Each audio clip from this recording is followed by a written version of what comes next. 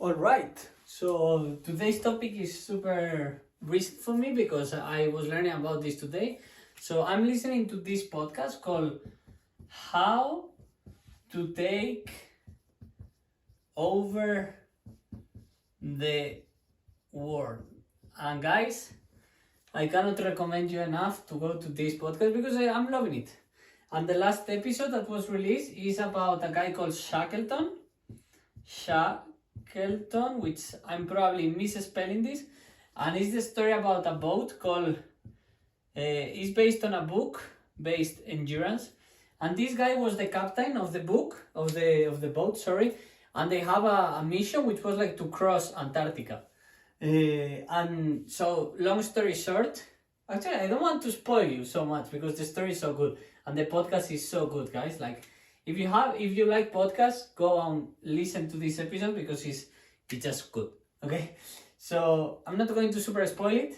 This is the guy that was the captain of the boat, and the boat gets stuck into the ice, and then the guys have to survive being stuck on the ice, and then the ice breaks the boat, and the people, the sailors, the men that were there, like, they have to go outside of the boat crashes, and they have to come back to civilization.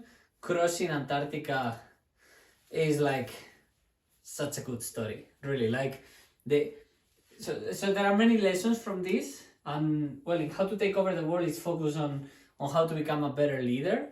And Shackleton, he was like an incredible leader because it's like this power of moving these people and giving them hope and giving them the vision of we are going to survive and we are going to make it back home.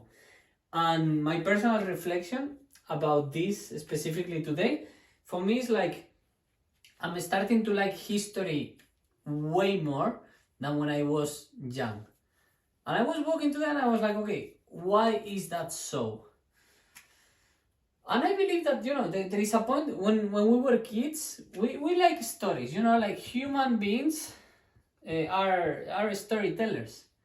So the point here, psychologically speaking, is like when we are kids, we like these Disney tales because they are stories that we can somehow so simplify that we can understand, right? But more important, in many occasions, we like cartoons. Why cartoons? Because we identify as a kid with that character or on the cartoon. But nowadays, really, I prefer history over fiction a lot of times because when I hear this podcast, for example, about history, it's like at some point of the last 4,000 years, there was a human being on this same planet going through these difficult situations and circumstances, and he was like me. Like, he was just a guy, like a person or a man or someone. And you can put here whoever you want, like, Alexander the Great, Julius Caesar, Steve Jobs, Tutankhamun. It doesn't matter. Like, he was a human being. He was a person going through all his mind and his stuff. And he had his nights, his days, his lovers, his haters. He had everything. His kids, his parents, his dramas, his joys, his sorrows. It's like, wow. And hearing this story about how they survive is so well narrated by him and also in the book, apparently. It's like these guys were in a boat on the sea, and it was freezing. Like, the guy says at some point, like, it was hotter on the water, inside the water, than outside. And it's like when you go into a cold plunge, it's like the water is freezing. But imagine how cold it is outside. Wow, right? And when I started empathizing into this level of, I imagine myself in this situation. That's empathy, right? And for me, it's so enlightening on imagining what was the worst moment of cold that I had in my life. And I almost died, frozen one night. It's written on my book as well. And it's this thing of imagine being there and knowing that you have to go through the whole experience. So it's so good. It's really so good. So my invitation for this video, if you're watching to this, is like, just explore history. But explore history, you know, the point is in the school, I believe, for many of us, we have a negative conditioning about history, which is like, okay, we are going to sit and we have to listen and we'll look at this book full of dates, full of numbers about people that are already dead from I don't know how long ago. And what do I care about those people that they don't have any impact on my life, right? So I want to reframe history for you, which is like, in this podcast is very clear. It's like, how can I learn from other human beings like me that had such a different circumstances and such a different situation, and they were able to came up with an outcome that sometimes is successful and sometimes is not. So it's all about lessons. What are the lessons that I can take from these people and I can apply to my life? So obviously it's more difficult to empathize when they speak about this country invaded this country in this date and there was this war and during the war this happened. It's like, no, just study humans. Yeah, I mean, at least for me. Maybe you love history, but I mean, if you are in this channel, you probably like psychology because it's the thing that I spoke the most, and you like to understand what being alive means and what it means to have a consciousness. So probably you are going to resonate with this. It's like, just study the psychology of the people along history and use empathy to fully understand that you are seeing reality for a while. You know, you're like transposing your mind into the reality of a person that was living so long ago and whose life was so different to yours. And still, there are many readings on this, because one of the readings is like how different society can be. For example, you know, society, like how different society can be. And for this is really good, because you think like, okay, the way the world is now is the way the world is. Like, no, no, absolutely not. You know, the world, the societies, they can be in so many different ways. So just by studying history, you are allowing yourself to perceive society as something that is malleable and changing. So you are allowing yourself to take responsibility of the state of society and have an impact on the way society is working now. This is how important it is to observe history from this perception. So this is one. And the other one, very similarly, is about values. And for this, I believe Harari, in the book Sapiens, which is I believe is a must.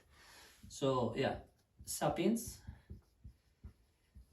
Here is very clearly like, Harari expressed it really nicely, like in the Middle Ages, going to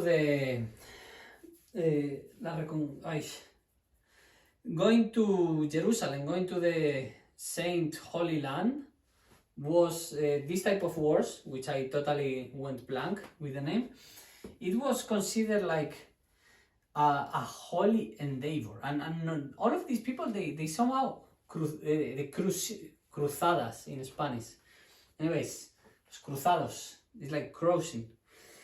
These people knew they were going to die. You know, they were like Christians, devotees, they believe in God, and God has sent this message of go back to the place where Jesus Christ was living and take it back from Muslim people.